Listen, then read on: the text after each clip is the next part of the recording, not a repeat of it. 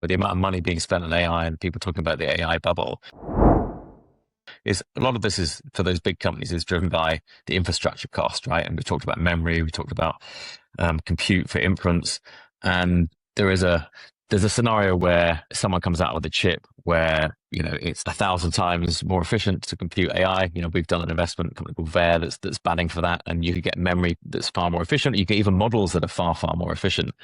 But when you look back previously, normally that efficiency has been, even with computing, classical computing itself, that the efficiency has been overtaken by the usage. So the argument being that it doesn't matter how efficient AI is going to become, because all it will do is drive more and more usage. And I think that's like the Jevons paradox, which is a chap in the 1800s who wrote a book about how the James Watt steam engine used coal more efficiently, and so actually it just drove the production and the consumption of more and more coal. So I think that's the question, is whether you believe that as the cost of computation falls, we simply just use much more of it. And so any of the gains in efficiency of models or chips will be offset by usage. And that will make or break whether some of these huge expenditures of these big companies actually turn out to be good investments or bad investments, I think.